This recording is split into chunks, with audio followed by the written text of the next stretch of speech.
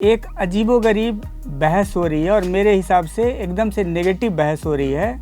Home minister का एक बयान आया और उसके बाद से ये अटकल लगाया जा रहा है क्या कि हिंदी को बाकी नॉन हिंदी स्पीकिंग एरिया में इम्पोज करने की कोशिश हो रही है। इस बहस में एक चीज़ जो मिसिंग है और जिस पे हम सबको सबसे ज़्यादा ध्यान देना चाहिए कि हम अपने लैंग्वेजेस को स्ट्रॉन्ग कैसे बनाएं, एस्पिरेशनल कैसे बनाएं। इस पे कोई बहस ही नहीं है, इस पे कोई थिंकिंग ही नहीं है। मेरे हिसाब से वही सबसे ज़्यादा ज़रूरी है। इसी का एक दो एग्जाम्पल लेते हैं। इकोनॉमिस्ट में मैंने हाल ही में पढ़ा कि 2000 में चीन में मंडरिन, जो कि वहाँ का ऑफिशियल लैंग्वेज है, मंडरिन बोलने वाले की संख्या 50% थी। इंडिया में हिंदी स्पीकिंग 57% है। इसका मतलब ऑलमोस्ट सेम लेवल पे था। मंडरिन बोलने वाले और समझने वाले की आबादी अब 70-80% हो गई है चाइना में। साल 2000 के बाद के हालात को अगर देखेंगे तो उसमें एक मिरेकल इकोनॉमी की अगर कोई चर्चा करेगा तो उसमें चीन का ही नाम आएगा। और हाल के दिनों के आइकनिक कंपनी की बात होगी तो उसमें अलीबाबा आएगा और टेंसेंट आएगा और इस तरह की चाइनीज़ कंपनियां हैं जो आइकनिक कंपनी बन गई। पिछले 20-25 साल में ही वो शुरू हुए और अब जो हैं वो ग्लोबल लीडर्स हैं ये कंपनियां। इसके अलावा रिसर्च पेपर, स्कॉलरली पेपर सबसे ज़्यादा चीन में ही लिखे जाते हैं। पेटेंट फाइलिंग चीन में बहुत ज़्यादा है। इसका मतलब है कि साइंस और टेक्नोलॉजी पे चीन का बहुत ज़्यादा एडवांसमेंट हो रहा है। फ्यूचर टेक्नोलॉजी की बात करते हैं आज के दिन में, जैसे आर्टिफिशियल इंटेलिजेंस हो गया, रोबोटिक्स हो गया, 5G हो गया, तो इस सब में भी चीन ऑलमोस्ट मार्केट लीडर है। इसका मतलब है कि 2000 के बाद कुछ बदल गया है चीन में। थोड़ा पीछे चल के हम देखते हैं 1970s में और 80 के दशक में जो उस समय की मिरेकल इकोनॉमी हुआ करती थी, पहला जापान और उसके बाद दक्षिण कोरिया।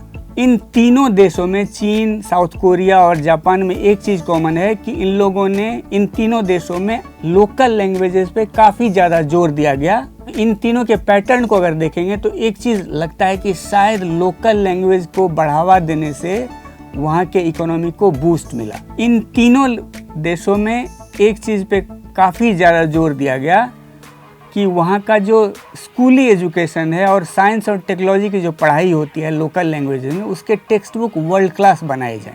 और चीन का मॉडल इतना इफेक्टिव है कि न्यूयॉर्क टाइम्स का एक रिपोर्ट को मैंने पढ़ा, उसके हिसाब से ब्रिटेन जो है शंघाई के स्कूली मॉडल को, क्यूरिकुलम को इंग्लिश में, मंडरिन से इंग्लिश में ट्रांसलेट करके वहाँ उसको एडॉप्ट करने की कोशिश कर रहा है। अपने देश में 10% आबादी ऐसी है जिसको इंग्लिश बोलना, लिखना और पढ़ना आता है और उस 10% में शायद मैं भी एक हूँ।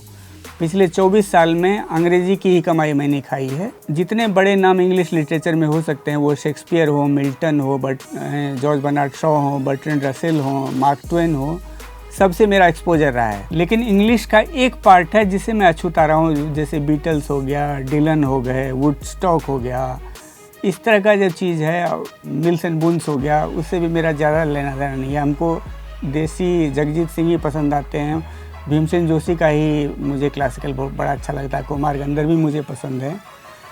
तो ये सब जो मेरे में कमी रही, उसके चलते वो सुपर इंग्लिश का जो एलीट क्लब है उसमें मेरी एंट्री कभी नहीं हो पाई, क्योंकि वहाँ इसी बारे में डिस्कशन होता है, तो उससे मैं एक्सक्लूड रह गया।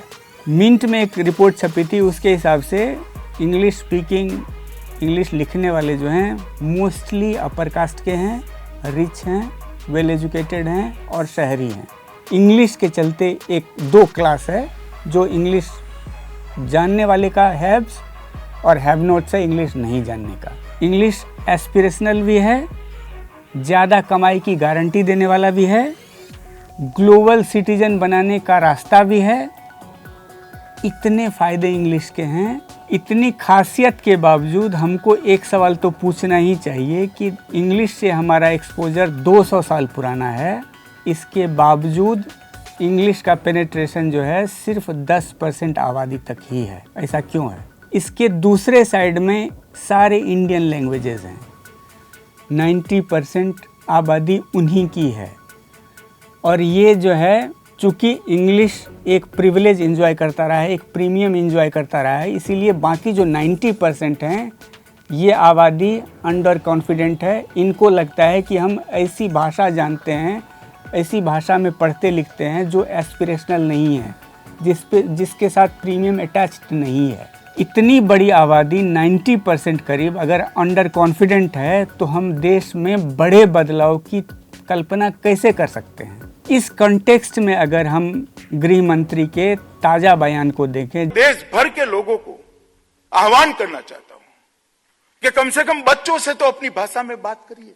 इसके बाद जो बहस हुई है उसके बाद से उस बहस ने मोड़ ले लिया है कि हिंदी को इम्पोज करने की कोशिश हो रही है। इसका मतलब कि हिंदी बनाम बंगला बनाम तेलुगु बनाम तमिल बनाम मलयालम, ये कभी चर्चा नहीं हो रही है कि हिंदी और तमिल और तेलुगु और मलयालम और बांग्ला कैसे समृद्ध बने, कैसे एस्पिरेशनल बने।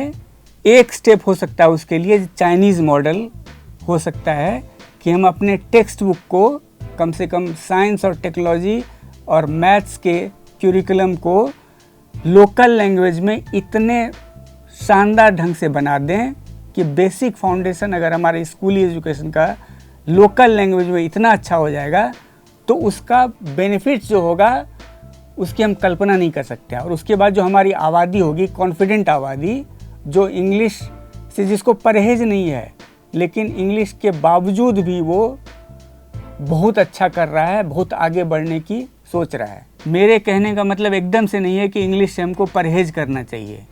दुनिया में सबसे ज़्यादा बोली जाने लिखी जाने वाली भाषा से हम परहेज कैसे कर सकते हैं?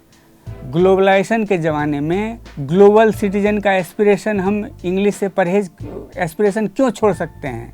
मेरा बस एक ही आग्रह है कि इंग्लिश और देसी भाषाओं में लेवल प्लेइंग फील्ड हो।